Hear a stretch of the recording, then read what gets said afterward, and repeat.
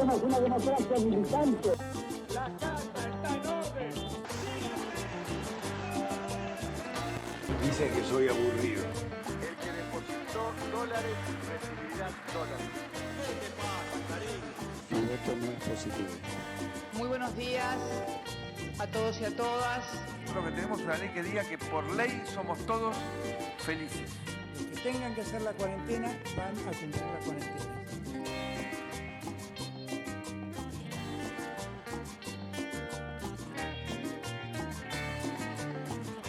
¿Cómo le va? Abrimos otra edición de Hablemos de Política para hablar de dos temas que, bueno, toda la semana hemos hablado de ellos, como es el tema de la economía, la asunción de Massa, los anuncios hasta ahora de Massa que todavía esperan algunas precisiones, y uno puntual, que es el tema energía. ¿Cómo nos va a afectar con la información que por ahora tenemos los recortes en materia de energía? Y en el fondo se enlazan. La falta de dólares que genera todo este ruido político tiene mucho que ver o no con esta falta de independencia en lo que hace a generar energía, a tener energía que sea argentina, que no tengamos que andar comprando gas, fuel oil afuera para poder abastecernos. ¿Cuánto dinero se va y cómo impacta esto en la economía? Dos invitados, Alberto Papini viene a hablar de economía y el ingeniero Estela viene a hablar de la quita de los subsidios, con lo que se conoce hasta ahora porque se espera más precisiones. Hacemos la primera pausa y nos metemos en el primer bloque de Hablemos de Política. Anfestram, la mutual de los trabajadores municipales y comunales de la provincia de Santa Fe. Anfestram, tu mutual más cerca. La democracia se construye desde el diálogo y la participación. Cámara de Diputados de la provincia de Santa Fe.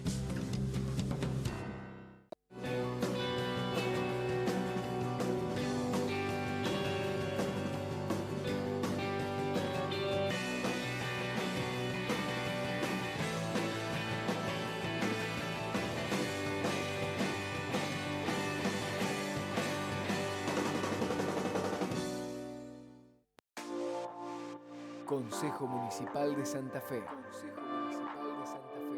El consejo de todas las voces.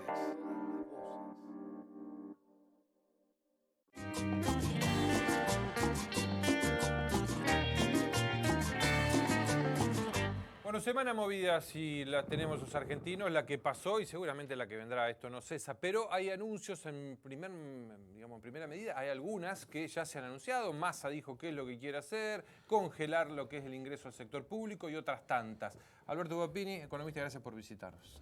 Consultarte cómo viste estos anuncios, esto forma parte de un plan económico, ¿hacia dónde crees que van estos anuncios?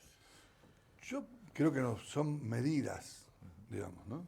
De medida que apunta a una decisión determinada, pero que me parece que son coherentes y necesarias, digamos, ¿no?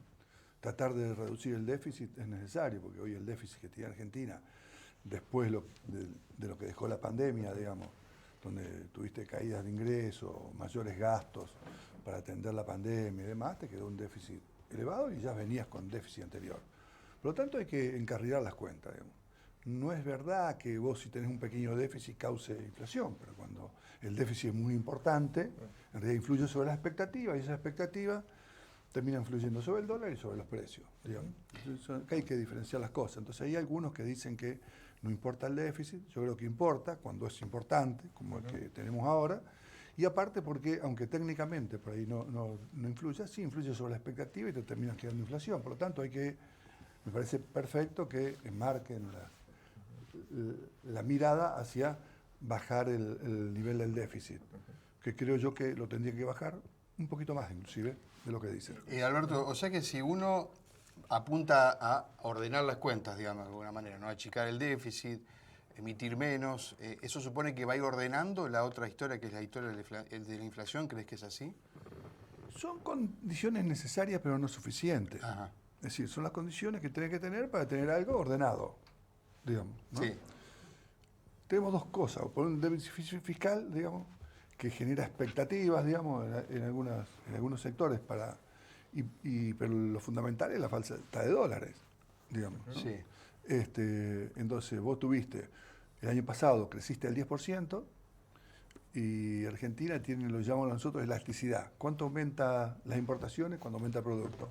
Tenés aumento de importaciones del 30%, por lo tanto, tuviste balanza negativa en términos de dólares El mes pasado. el primer trimestre, y ya en abril empezaron las especulaciones, porque cuando el mercado especulativo olfatea que van a faltar los dólares, se anticipa y lo empieza a subir. Claro. Entonces, tenés que arreglar la cuenta externa sí o sí. En eso me parece fundamental, y recién lo hablábamos fuera de cámara y en el anuncio de usted en el programa, me parece fundamental el tema de ir al abastecimiento energético, digamos, ¿no? Entonces, que se termine para el año que viene vaca muerta, para poder no tener que importar, me parece, porque eso, para que tengas una idea, vos estás hablando de que tenés entre 10 y 15 mil millones por año promedio de déficit de la plata que se va por la remisión de empresas y pago de deuda y remisión de empresas afuera, de 15.000. Y tenés 10, 12 mil generalmente que te pueden quedar de saldo la balanza comercial. 5.000 que vuelves un mes, te emparejarían las cuentas, y eso lo tenés si vos lográs el autoabastecimiento energético. Entonces me parece que eso hay que hacerlo urgentemente, y todas las otras medidas que anuncia el gobierno en términos generales para tratar de aumentar exportaciones, y yo diría, y sustituir importaciones, porque esto de vaca muerta es sustituir importaciones, Claro. que hay que hacerlo de una manera inteligente. Ahora, ¿Vos tenés algo escrito puntualmente sobre eso, de cómo armar un esquema para, si se quiere, sustituir importaciones, o cómo de alguna manera salir de este tema de la falta de dólares? Nosotros lo que hicimos, yo hice escribí un libro al respecto, identificando aquellos sectores que pueden más fácil sustituir importaciones. Es decir, no hacer una medida general, que me parece que ahora se puntúa algunos sectores, pero aparte de medidas generales. Las medidas generales no sirven porque vos tenés que aumentar mucho el tipo de cambio, y eso te termina generando problemas sobre el costo de vida. Pero sí identificando sectores. Nosotros hemos identificado una cantidad de sectores, en ese libro yo hice, a los cuales vos con una pequeña protección te podían solucionar el problema de aumentarte las exportaciones o bajarte las importaciones. Por ejemplo, 2 o 3 rubros. Gran parte del sector automotriz, por ejemplo. Ajá. Gran parte del sector automotriz. O sea, piezas que se pueden fabricar en la Argentina y se dejan de importar. Parte de petroquímica. Sí. Entonces, ¿qué se hace? O poder aumentar exportaciones o sustituir importaciones. Alberto, ahí tiene que ver con los dólares que salen para comprar, digamos, tratar de sustituir eso que se compra afuera. Ahora, también habla de una, digamos, de exportar de una fábrica de dólares, algo así dice Massa en sus anuncios. Sí, ¿Cree que se habla puede del sector informático, me parece perfeccionar más lo que Argentina le vende al mundo, digamos? Sí, Argentina tiene muchas posibilidades de aumentar. Por ejemplo, en el tema de informática y todo lo que es nuevas tecnologías, tenemos la capacidad en nuestra universidad, nuestros profesionales, para aumentar por esa vía las exportaciones. Eso, sin duda, que vos podés aumentar por ahí. Pero sería significativo, digamos, porque cada vez que uno habla de exportación, es habla muy del agro, habla de significativo, porque fíjate minería. vos que todo lo que sea informático o software no tiene la contrapartida de importar, porque esto es todo valor agregado intelectual, el que va ahí. Entonces, me parece que trabajar más sobre el sector automotriz, digamos, que no es el que hoy esté dando más pérdidas, como hacía varios años atrás, sino que se ha mejorado mucho. Trabajar sobre el tema energético, trabajar sobre otros sectores. Hay una ley que está pendiente, que es de agroindustria. Sería muy bueno que esa ley salga para favorecer las exportaciones de productos agroalimentarios.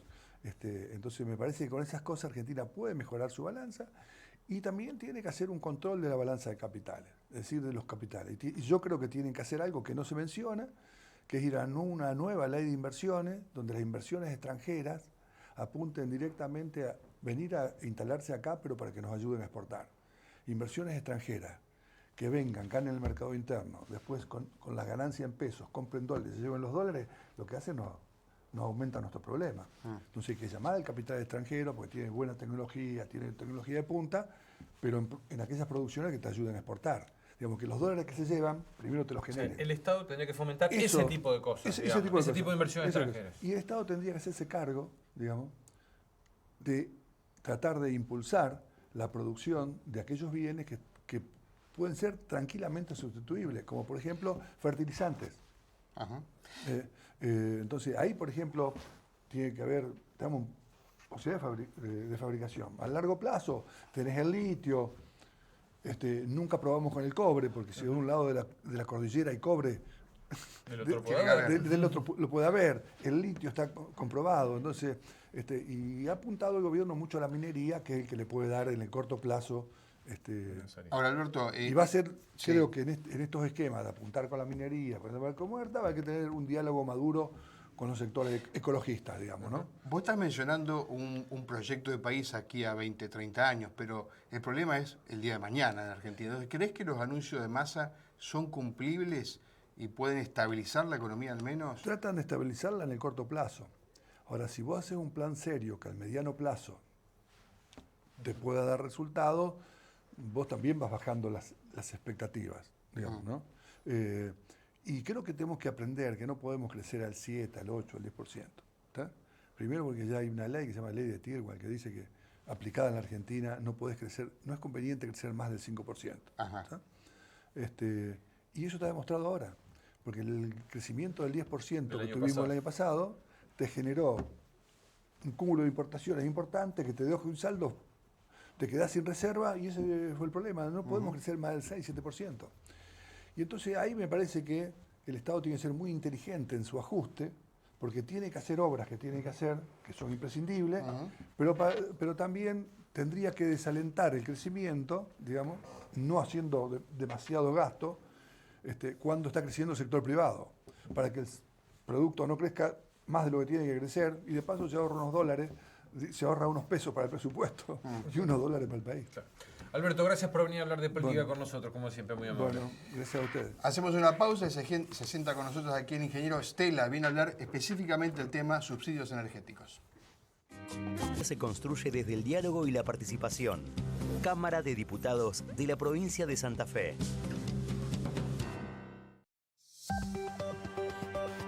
Cada mañana, desde las 9, informados con Mario y Karina. Informados. Repasamos la agenda del día y lo que pasa al momento. Informados. Lunes a viernes por Radio M y todas sus redes sociales. Sumate. Consejo Municipal de Santa Fe. Consejo Municipal de Santa Fe. El consejo de todas las voces.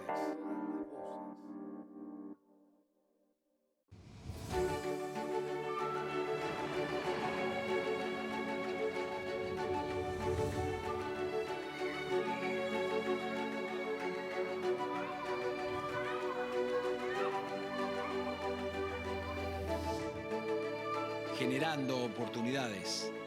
Estamos haciendo una ciudad mejor.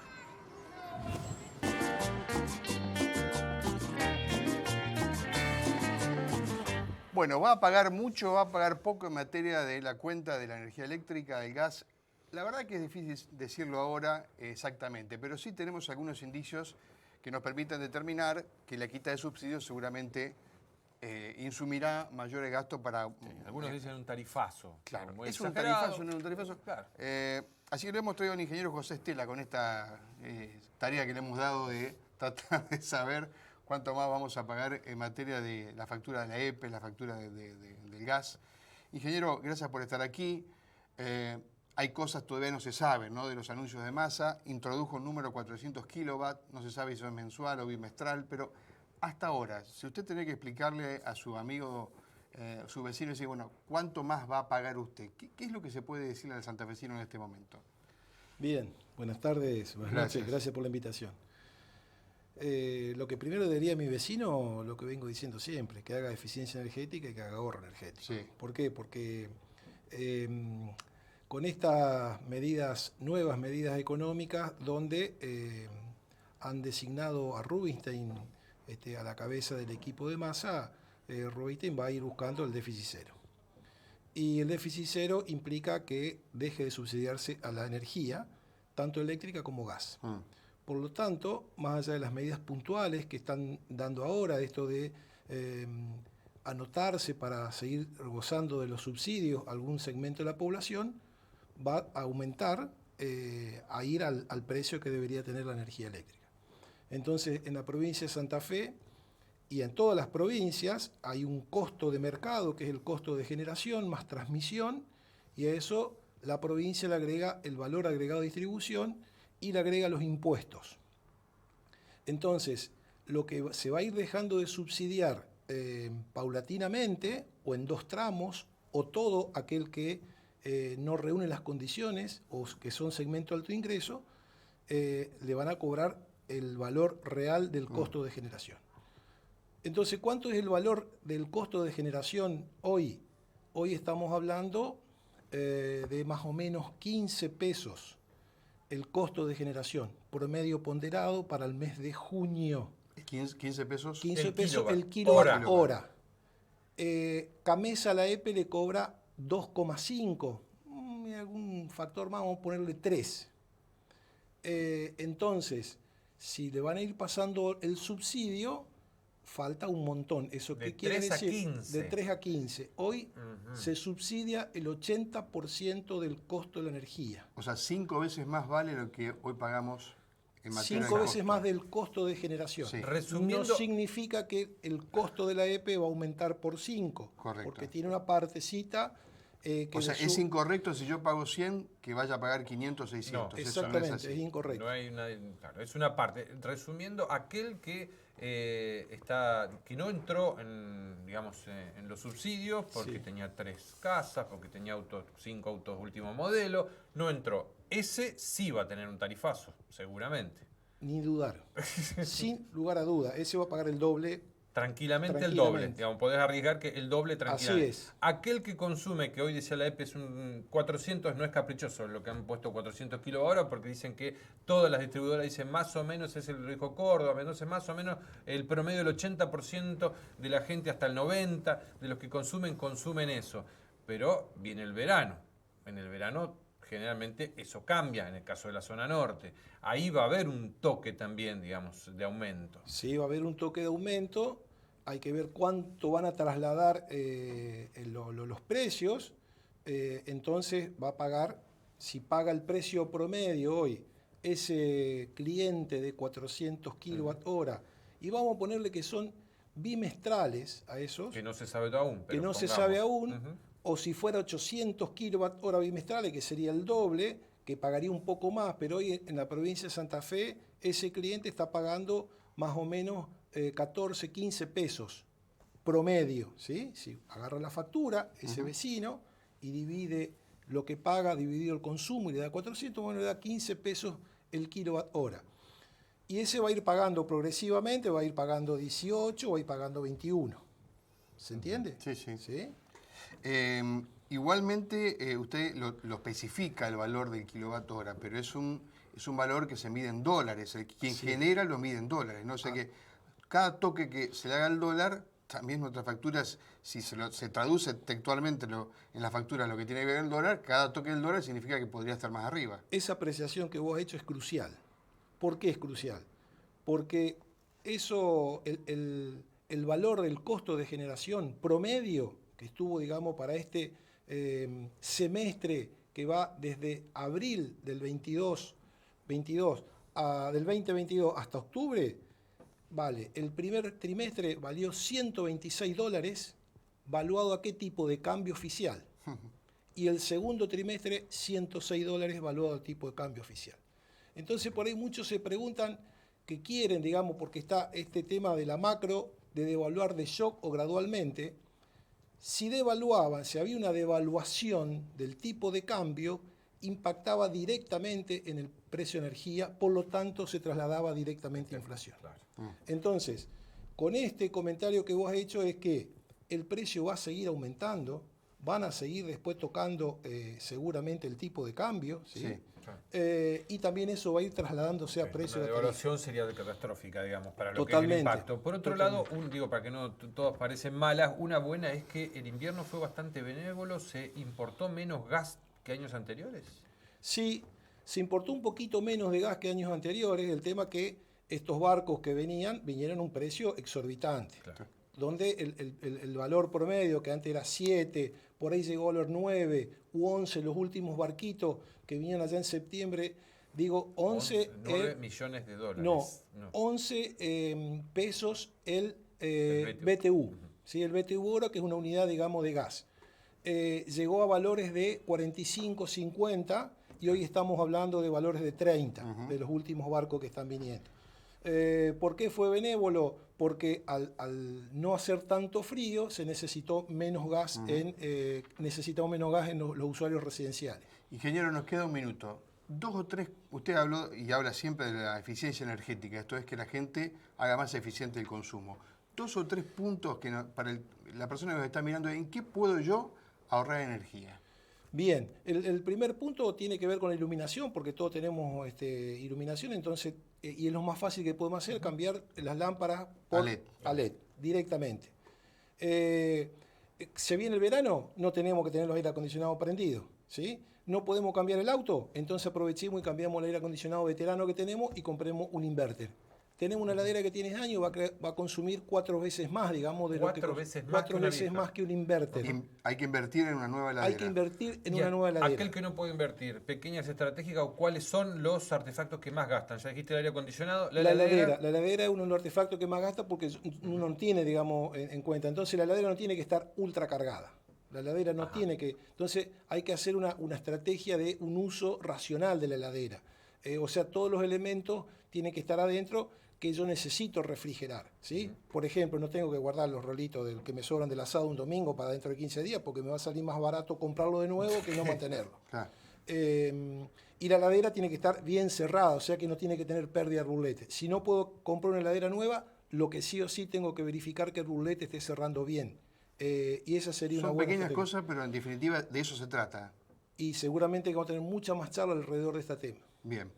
Ingeniero, gracias por acompañarnos otra vez aquí en Hablemos de Política. Muchas gracias por la invitación, como siempre. Vamos a una pausa, ya venimos con más HDP.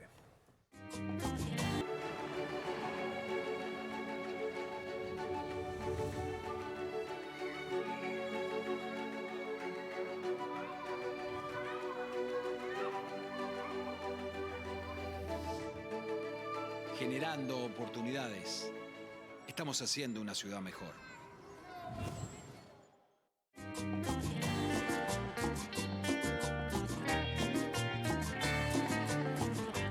Bueno, la semana que termina, Mariano, uno de los debates fue el tema de las cárceles, ¿no? A partir de una presentación que hizo la defensora oficial Balangione, el gobierno salió a contestar sobre las inversiones que se están haciendo, pero más allá de los números grandes, me impactó escuchar a Balangione contando la historia de 13 niños. 13 niños que viven en las cárceles con sus madres. Las madres están detenidas, los chicos no tienen dónde ir y viven, incluso una chica de 3 años me impactó porque no conoce el afuera de una cárcel.